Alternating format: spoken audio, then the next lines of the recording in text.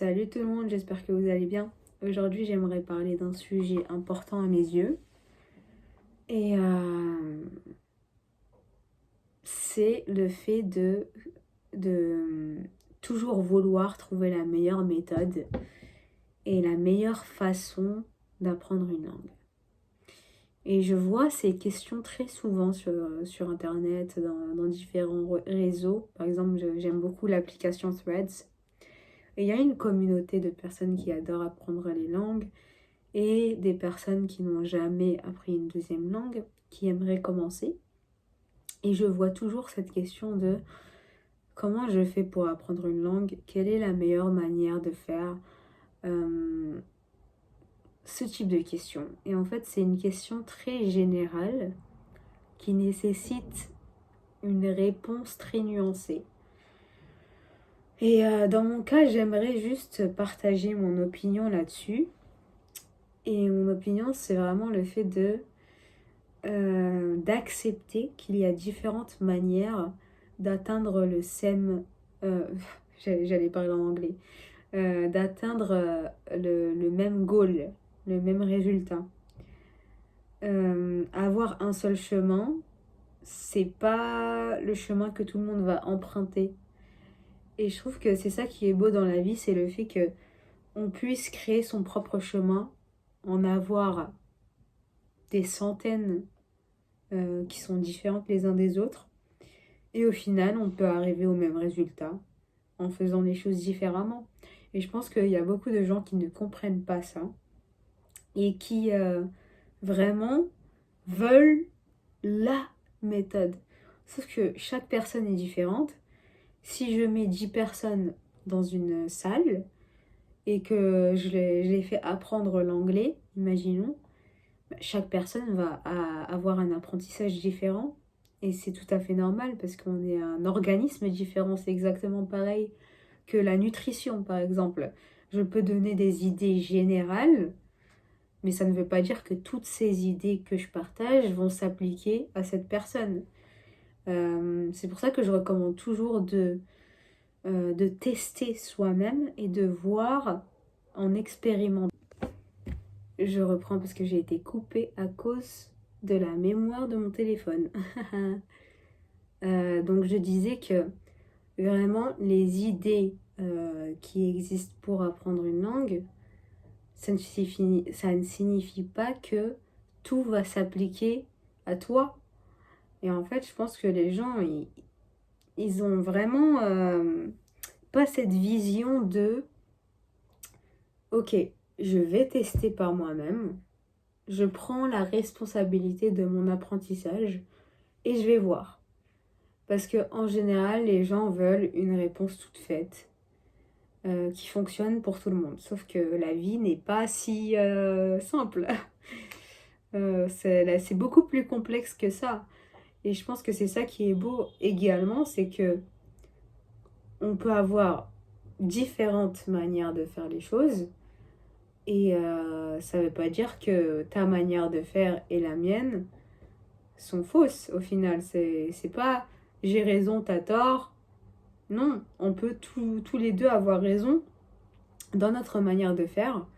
Et les personnes qui vont nous suivre, qui vont faire la même chose que nous, peuvent réussir de la même manière ou pas. Et ça ne veut pas dire qu'il faut abandonner à ce moment-là, au contraire. Et je pense que les gens, ils abandonnent beaucoup trop vite dans cette idée, c'est que dès que j'essaie quelque chose et que ça marche pas, ben c'est bon, j'arrête, ça me saoule. Alors qu'au contraire, on est toujours à un pas de réussir quelque chose. On est très proche de notre goal au final. Et c'est tout simplement continuer, continuer, continuer jusqu'à qu'on trouve la meilleure manière de faire à nos yeux. Et donc, je voulais faire une comparaison avec la nutrition, c'est exactement pareil. On voit tellement d'informations sur la nutrition. Ah, c'est mieux ce régime, c'est mieux ça, ça, ça, ça. Sauf qu'on ne peut pas dire il y a un régime meilleur que l'autre. C'est impossible. Parce qu'une personne peut faire ce régime et avoir la meilleure santé du monde.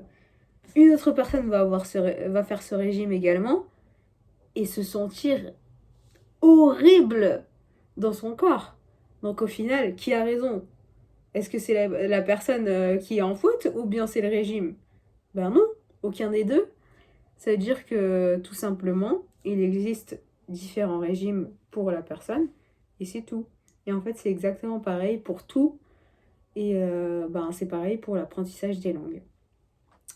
Là, je parlais du fait que, par exemple, les différentes méthodes d'apprentissage de l'anglais, imaginons, et la méthode la plus populaire, c'est vraiment ben, déjà à l'école, comment on apprend les langues. Et je trouve que je suis pas très fan, voire pas du tout fan de comment on apprend à l'école, parce que justement, on n'est pas, on n'a pas le goal de pouvoir parler cette langue.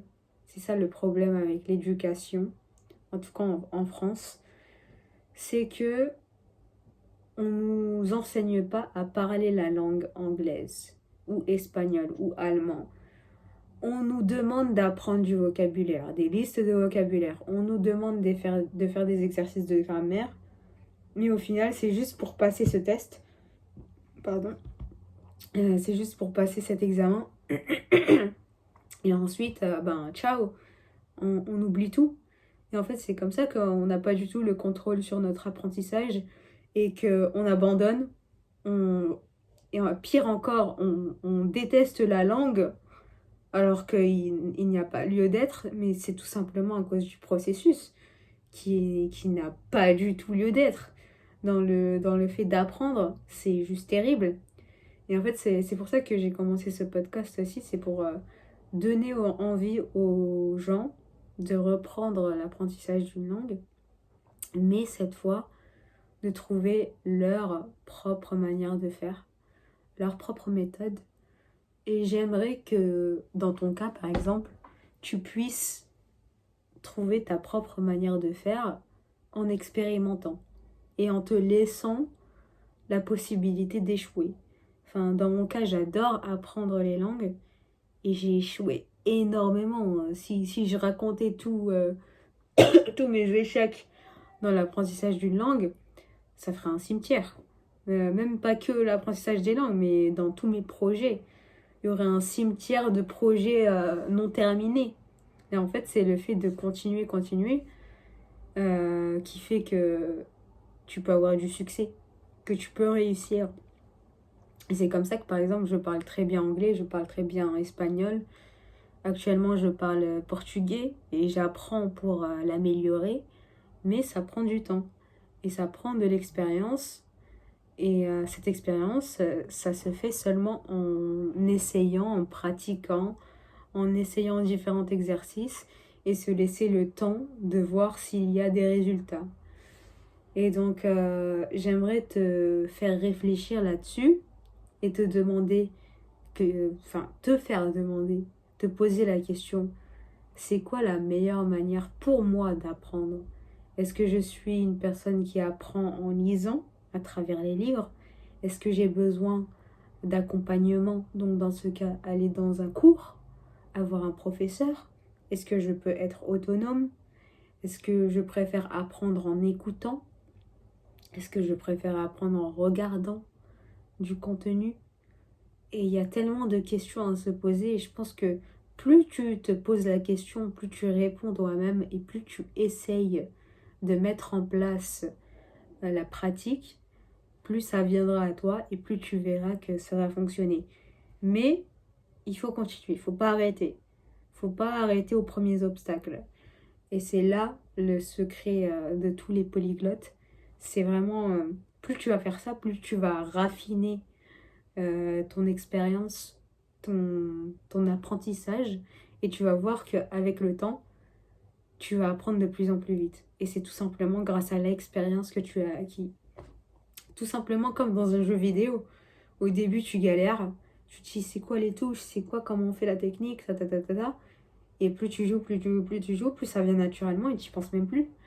Et en fait, c'est exactement pareil pour tout dans la vie. Donc, je voulais partager ça. Merci d'avoir écouté. Bye.